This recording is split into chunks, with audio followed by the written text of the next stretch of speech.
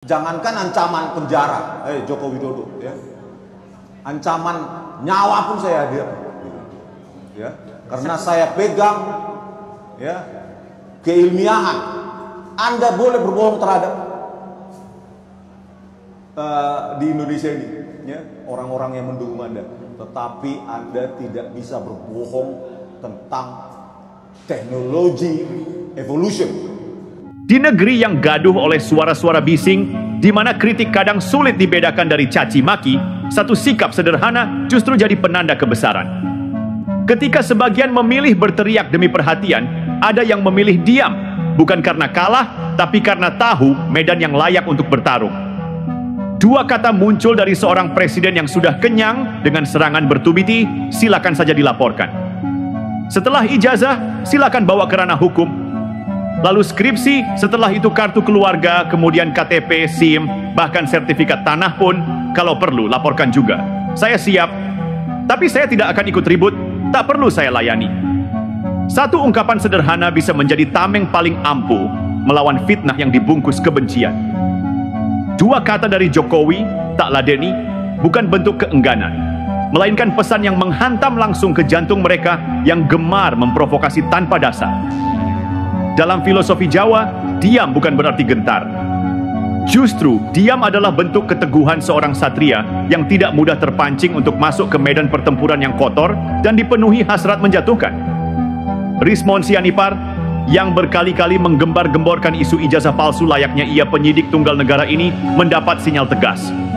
Jokowi tidak akan membuang waktu berdebat di ruang kosong.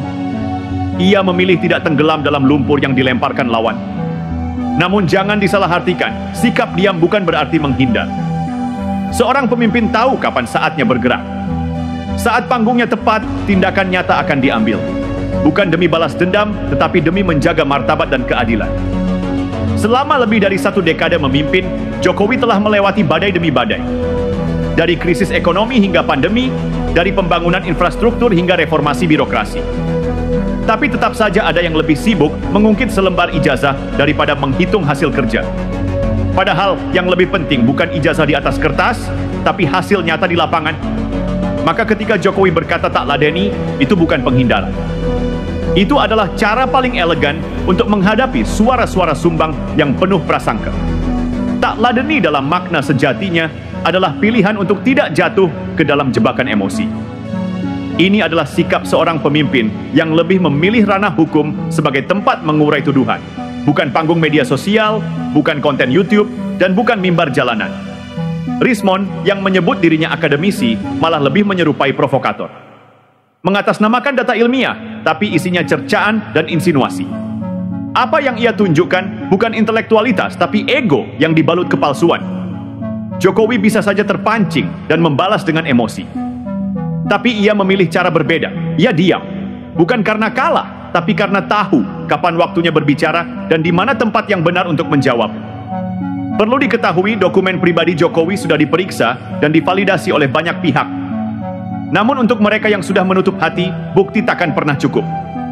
Karena mereka tidak mencari kebenaran, mereka hanya ingin menyerang. Kita perlu melihat posisi Jokowi saat ini. Bukan sekadar mantan presiden, tapi simbol integritas di tengah serangan politik murahan. Ia tidak tampil sebagai korban, melainkan sebagai pribadi yang tetap tenang menghadapi badai fitnah. Seorang pemimpin sejati tidak perlu mengangkat suara paling keras. Ia cukup hadir dengan ketegasan dalam diam, keteguhan dalam prinsip, dan kesiapan menghadapi semua tudingan dengan langkah pasti. Ketika Jokowi berkata tak ladeni, itu bukan bentuk pasrah. Justru itu penanda bahwa ia telah memilih jalan yang lebih terhormat, menyelesaikan semuanya secara hukum. Ada perbedaan jelas antara perdebatan sehat dan orasi jalanan yang menjurus pada kebencian. Sebagian orang memilih berkoar di trotoar daripada menyodorkan bukti ke pengadilan. Karena mereka sadar di ruang hukum kebenaran harus diuji, bukan dikarang. Pernyataan Jokowi yang memilih jalur hukum adalah panggilan untuk kembali ke nalar. Bahwa negara ini tidak bisa dibiarkan dikotori oleh tudingan yang tak berdasar. Kebenaran hanya akan bermakna jika diuji di ruang yang adil. Sayangnya, garis antara kritik dan kebencian kini makin kabur. Teriakan gantung Jokowi sudah bukan kritik, itu ujaran kebencian. Dan kita tidak boleh tinggal diam. Kalau hari ini satu orang dibiarkan dihina tanpa dasar, besok siapapun bisa jadi korban. Ini bukan soal membela individu. Ini tentang menjaga etika bernegara dan menjaga martabat ruang publik. Dan dengan hanya 2 kata, tak ladeni, Jokowi menunjukkan bahwa kehormatan tidak harus dibela dengan amarah.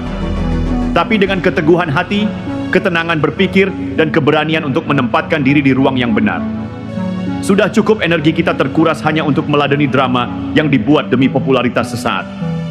Yang mereka gerakan bukan rakyat, melainkan kemarahan massa yang mudah diadu domba. Ini bukan perjuangan mulia, ini adalah bentuk kemerosotan akal sehat.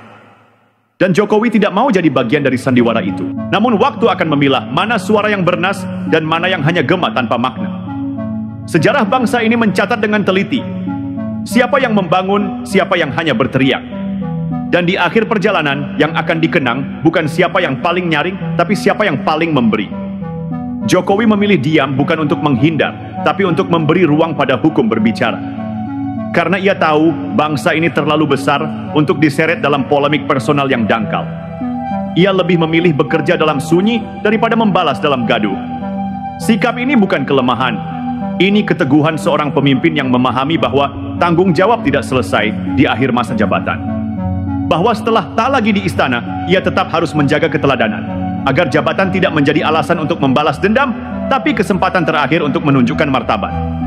Dan itulah kenapa 2 kata itu, tak ladeni, punya gema panjang. Ia bukan sekadar respons terhadap serangan, tapi refleksi atas watak kepemimpinan yang tidak mudah goyah. Sebab bagi Jokowi, membalas serangan bukan jalan menuju kebenaran. Justru kadang menjadi jebakan yang menjauhkan bangsa dari cita-cita besarnya. Bangsa ini tidak kekurangan pengkritik. Yang kita butuhkan lebih banyak adalah penunjuk arah. Orang-orang yang memberi harapan, bukan yang menebar kecurigaan. Jokowi memilih menjadi yang kedua. Tak ladeni akhirnya bukan hanya sikap seorang presiden, tapi cermin cara hidup yang bisa diteladani siapapun.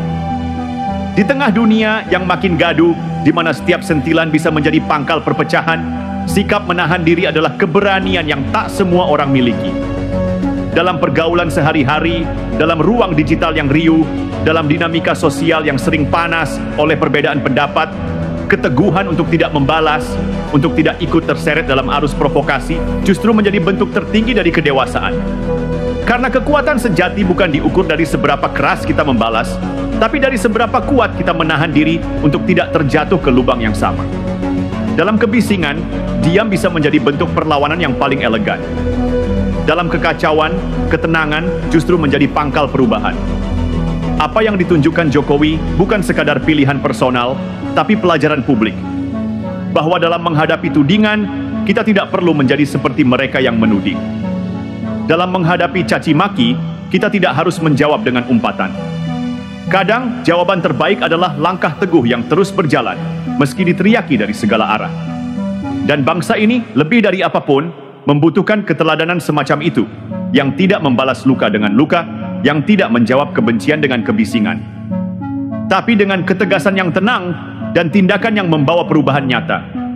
Jokowi mungkin tidak sempurna, tapi di tengah derasnya badai, ia memilih berdiri, bukan untuk membalas, tapi untuk menyelesaikan apa yang telah dimulai. Dan dalam 2 kata sederhana itu, kita melihat satu nilai besar. Marwah pemimpin bukan diukur dari seberapa sering ia bicara, tapi dari seberapa teguh ia memilih diam pada saat yang tepat. Namun tentu, diam bukan berarti tak bersuara selamanya. Ada waktunya diam menjadi sinyal. Sebuah penanda bahwa sesuatu sedang dipertimbangkan secara mendalam, bukan diputuskan di tengah teriakan. Bahwa tindakan yang tepat tak lahir dari amarah sesaat, melainkan dari kesadaran akan tanggung jawab jangka panjang.